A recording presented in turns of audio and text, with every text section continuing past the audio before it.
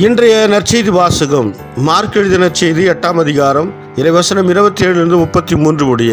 இயேசு தம் சீடருடன் பிலிப்பு செசராவை சார்ந்த ஊர்களுக்கு புறப்பட்டு சென்றார். வழியில் அவர் தம் சீடரை நோக்கி, நான் யார் என மக்கள் சொல்கிறார்கள் என்று கேட்டார்.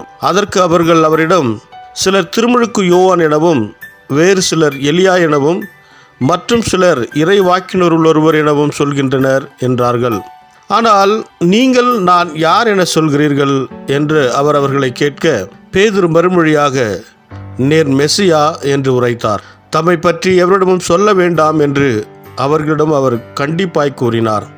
மானிட மகன் பலவாறு துன்பப்படவும், மூப்பர்கள், தலைமை குருக்கள், மறைநூல் அறிஞர்கள் ஆகியோரால் உதறி தள்ளப்பட்டு கொலை செய்யப்படவும், 3ஆம் நாட்கு பின் உயிர் தெழவும் வேண்டும் என்று இயேசு அவர்களுக்கு கற்பிக்கத் தொடங்கினார். இதையெல்லாம் அவர் வெளிப்படையாகவே சொன்னார். பேதுரு அவரை தனியே அழைத்து கடிந்து கொண்டார். ஆனால் இயேசு தம் சீடர் பக்கம் திரும்பி பார்த்து பேதுருவிடம், என் கண்முன் நில்லாதே சாத்தானே, ஏனெனில் நீ கடவுளுக்கு ஏற்றவை பற்றி எண்ணாமல் மனிதருக்கு ஏற்றவை பற்றியே எண்ணுகிறாய் என்று கடிந்து கொண்டார்.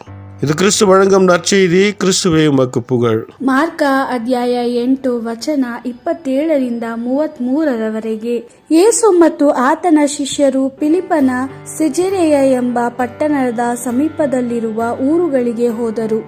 ಅವರು ಪ್ರಯಾಣ ಮಾಡುತ್ತಿರುವಾಗ ಯೇಸು ತನ್ನ ಶಿಷ್ಯರನ್ನು, ನನ್ನನ್ನು ಜನರು ಯಾರೆಂದು ಹೇಳುತ್ತಾರೆ ಎಂದು ಕೇಳಿದನು.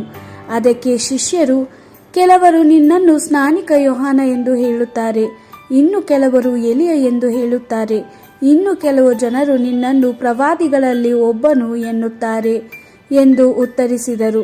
ಆಗ ಯೇಸು ಅವರಿಗೆ, ನೀವು ನನ್ನನ್ನು ಯಾರೆಂದು ಹೇಳುತ್ತೀರಿ ಎಂದು ಕೇಳಿದನು. ಕೂಡಲೇ ಪೇತ್ರನು, ನೀನು ಬರಬೇಕಾದ ಕ್ರಿಸ್ತನು ಎಂದು ಉತ್ತರಿಸಿದನು. ಯೇಸು ತನ್ನ ಶಿಷ್ಯರಿಗೆ, ನಾನು ಯಾರೆಂಬುದನ್ನು ಯಾರಿಗೂ ಹೇಳಬೇಡಿ ಎಂದು ಹೇಳಿದನು. ನಂತರ ಯೇಸು ತನ್ನ ಶಿಷ್ಯರಿಗೆ ಉಪದೇಶಿಸುತ್ತಾ, ಮನುಷ್ಯಕುಮಾರನು ಅನೇಕ ಕಷ್ಟಗಳನ್ನು ಅನುಭವಿಸಬೇಕಾಗುತ್ತದೆ. ಹಿರಿಯ ಯೆಹೂದ್ಯ ನಾಯಕರು, ಮಹಾಯಾಜಕರು ಮತ್ತು ಧರ್ಮೋಪದೇಶಕರು ಆತನನ್ನು ತಿರಸ್ಕರಿಸಿ ಕೊಲ್ಲುವರು. ಆದರೆ 3ನೆಯ ದಿನದಲ್ಲಿ ಆತನು ಸತ್ತವರೊಳಗಿಂದ ಜೀವಂತವಾಗಿ ಎದ್ದು ಬರುತ್ತಾನೆ ಎಂದು ಹೇಳಿದನು. ಮುಂದೆ ಸಂಭವಿಸುವುದೆಲ್ಲವನ್ನು ಯೇಸು ಅವರಿಗೆ ಹೇಳಿದನು. ಆತನು ಯಾವುದನ್ನು ರಹಸ್ಯವಾಗಿ ಇಡಲಿಲ್ಲ. ಪೇತ್ರನು ಯೇಸುವನ್ನು ಸ್ವಲ್ಪ ದೂರ ಕರೆದೊಯ್ದು, ನೀನು ಹಾಗೆಲ್ಲ ಹೇಳಕೂಡದು ಎಂದು ಪ್ರತಿಭಟಿಸಿದನು. ಆದರೆ ಯೇಸು ತನ್ನ ಶಿಷ್ಯರ ಕಡೆಗೆ ನೋಡಿ ಪೇತ್ರನಿಗೆ, ಸೈತಾನನೇ, ನನ್ನಿಂದ ತೊಲಗಿ ಹೋಗು, ನಿನ್ನ ಆಲೋಚನೆ ಮನುಷ್ಯರದೇ ಹೊರತು ದೇವರದಲ್ಲ ಎಂದು ಗದರಿಸಿದನು. ದೇವರ ವಾಕ್ಯವಿದು. ದೇವರಿಗೆ ಕೃತಜ್ಞತೆ ಸಲ್ಲಲಿ. Gospel according to Mark chapter 8 verse 27-33. Jesus set out with his disciples for the villages around Caesarea Philippi, and on the way he asked them, who do people say I am? And they told him, some say you are John the Baptist, others say you are Elijah or one of the prophets. Then Jesus asked them, but you, who do you say I am? Peter answered, you are the Messiah. And he ordered them not to tell anyone about him.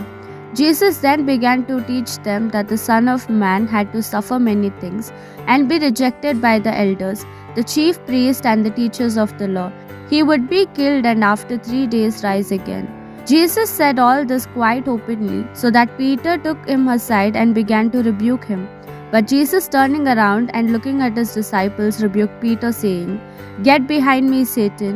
Your thoughts are not from God, but from man. This is the word of the Lord. Thanks be to God.